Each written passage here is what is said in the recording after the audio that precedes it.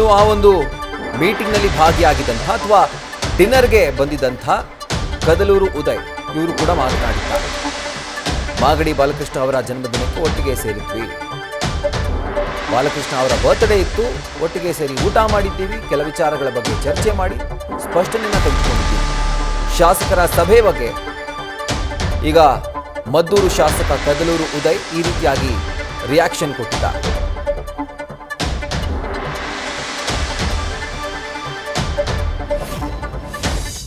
ವಿಶೇಷ ಅಂದರೆ ಬಾಲಕೃಷ್ಣ ಅವ್ರದ್ದು ಹುಟ್ಟಿದ ಹಬ್ಬ. ಬಾಲಕೃಷ್ಣ ಅವ್ರ ಹುಟ್ಟಿದ ಹಬ್ಬಕ್ಕೆ ಊಟಕ್ಕೆ ಸೇರಿದ್ದು ಸಡನ್ನಾಗಿ ಫಿಕ್ಸ್ ಆಯಿತು. ಎಲ್ಲ ಅಕ್ಕಪಕ್ಕ ಇದ್ದವರು, ಬೆಂಗಳೂರಲ್ಲಿ ಇದ್ದವ್ರು ಮಾತ್ರ ಕೆಲವರು ಭಾಗವಹಿಸಿದ್ರು. ಜೊತೆಗೆ ಹಾಗೆ ಈಗ ಪಕ್ಷದ ವಿಚಾರ, ಈಗ ಆಗ್ತಾರೋ ಆಗುವವುಗಳ ಬಗ್ಗೆ, ಬೆಳವಣಿಗೆಗಳ ಬಗ್ಗೆನೂ ಕೆಲವರು ಪ್ರಸ್ತಾಪ ಮಾಡಿದ್ರು.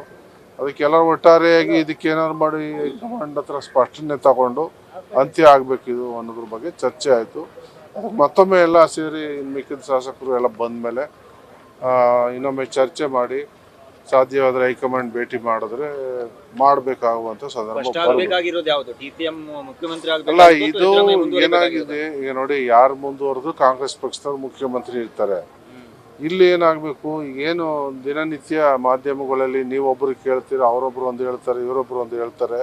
ಒಟ್ಟಾರೆಯಾಗಿ ಕಾಂಗ್ರೆಸ್ ಪಕ್ಷದ ಇಮ್ಯಾಜಿನ್ ಡೌನ್ ಮಾಡುವಂಥ ಕೆಲಸ ಆಗ್ತಾ ಇದೆ ವಿರೋಧ ಪಕ್ಷದವರಿಂದ. ನಮ್ಮ ಪಕ್ಷದ ವಿಚಾರನ ವಿರೋಧ ಪಕ್ಷದವರು ಚರ್ಚೆ ಮಾಡೋ ಅಗತ್ಯಕ್ಕಿಲ್ಲ. ನಾವು ಯಾರನ್ನಾರು ಮಂತ್ರಿ ಮಾಡ್ಕೋತೀವಿ, ಯಾರನ್ನಾರು CM ಮಾಡ್ಕೋತೀವಿ ಅಲ್ವಾ. ಅವರು ಇದ್ರ ಬಗ್ಗೆ ಚರ್ಚೆ ಮಾಡಿ ಗೊಂದಲ ಸೃಷ್ಟಿ ಮಾಡ್ತಾವ್ರೆ. ಇದಕ್ಕೊಂದು ಸ್ಪಷ್ಟನೆ ಕೊಟ್ಬಿಡಿ, ಅಂತಿಮವಾಗಿ ಇದಕ್ಕೆ ತೆರೆ ಎಳೀಲಿ ಅನ್ನೋದು ನಮ್ಮೆಲ್ಲರ ಉದ್ದೇಶ. ಸರ್, ಬಾಲಕೃಷ್ಣ ಅವ್ರದ್ದು ಜನ್ಮದಿನಕ್ಕೆ ಇನ್ನು 3-4 ದಿನ ಬಾಕಿ ಇದೆ. ಅಲ್ಲ, ಅವರು ಬೆಳಗಿನ ಜಾವ ಆಚೆ ಹೋದ್ರು, ಇಲ್ಲ ಬೆಂಗಳೂರಲ್ಲಿ ಇಲ್ಲ. ಸೊ ಹೆಂಗೂ ಇರಲ್ವಲ್ಲ ಅಂತ ನಿನ್ನೆ ಕೆಲವರಿದ್ದು ಕರೆದ್ರು, ಹೋದ್ರು. ಸರ್, DCM ಅವರು ಕೂಡ ಹೇಳಿದ್ರು, ಈಗ ಹೊಸದಾಗಿ ಶಾಸಕರಾಗಿರೋರು ಕೂಡ ಸಚಿವರಾಗಬೇಕು ಅನ್ನೋಂತ ಆಸೆ ಇಟ್ಕೊಂಡಿದ್ದಾರೆ.